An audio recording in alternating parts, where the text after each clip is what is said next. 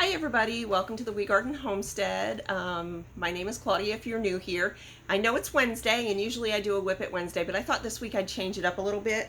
I'm actually going to show you how I did this paw print on my donation quilt. So stay tuned and I'll show you how I did this raw edge applique paw print. The best I did, the best I can. This was my first time, so bear with me, and if I did something wrong, you can let me know. Thanks so much for joining me. Don't forget to like, subscribe, leave me a comment, and I'll see you on the next one. To make sure it's on a good spot on the quilt, otherwise I got to lay everything back out again and do some math. I know I had a little bit extra on the bottom, and I know I have a little bit extra on the side, so I'm going to go right about here. Now I drew the paw print out on just some scrap graph paper with a pencil, and I'm not sure about this placement is obviously not perfect, and this one's not very round, so I'm going to use this toe for all four toes. So I just went back around it with a black pen so that it'll show through when I go to trace it onto my fusible webbing. Oh, also, I cut this piece of paper to fit my scrap fabric here so that I knew it would go on there. And actually, I probably could have gone a little bigger because it's a little bigger than that, but this will fit just perfectly. Yeah. So I'm going to just lay this over top of that and trace it so I can see through. I'm going to use this one, not that one. And then this, I'm going to use this one 4 times, and then I'm going to cut them out, and I'm going to decide where to place them. Now let's all keep in mind that I have never done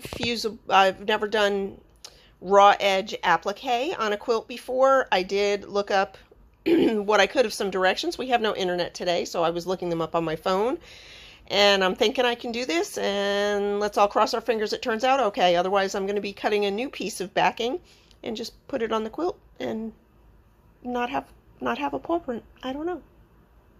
Okay, here it is, drawn on and ironed on the back side of the fabric that I'm going to use. And I'm using my kind of good fabric scissors, not my super good fabric scissors. I'm just going to color these out and then decide on placement.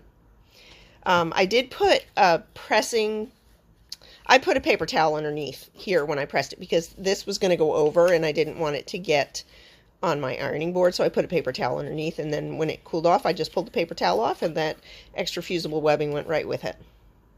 Okay, before I go any farther, here's my paw print. I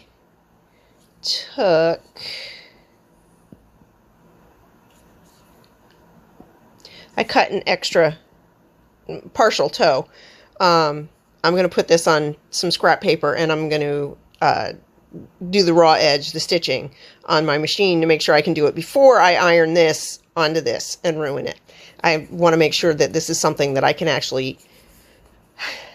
master pretty quickly before I move into the important thing. Okay, I did a test stitch. Sorry about that. I did a test stitch on just a regular piece of paper. Piece of fabric. This was folded over, just a scrap. And I think that this is pretty much what she was using. I watched, I think it was Fran from the people that make the 3-yard quilt people. Yeah, I'll put a link to her video when I post this. But this is what she used, and she put the stitches. So the long stitches line on the outside edge, and then this little piece went over into the middle and came back. So that's what I'm going to do. So let's see if we can zoom in here a little bit so you can see what I'm doing too. There we go. Okay, so she had an open, she called it an open foot, and I don't think I have one. So we're just going to do the best we can with what we got. for her, the two little feet came out like this, and then all of this in the middle was open so she could see what she was doing. But I think that I can probably see what I'm doing. She said to make sure that the needle stops down and to make sure these tails are very long so you could hold them. She started in a corner. I'm not going to have any corners to start in. Let's make sure where we're going down here. Just on the outside of that applique. And she went like one stitch at a time. And then she would adjust.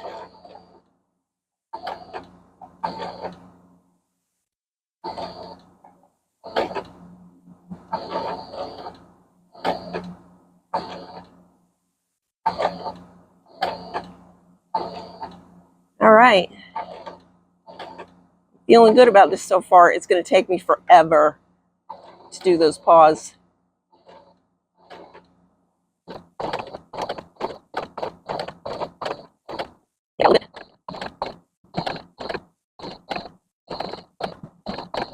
She was very clear about only adjusting when it's on the outside, not when it's in the middle.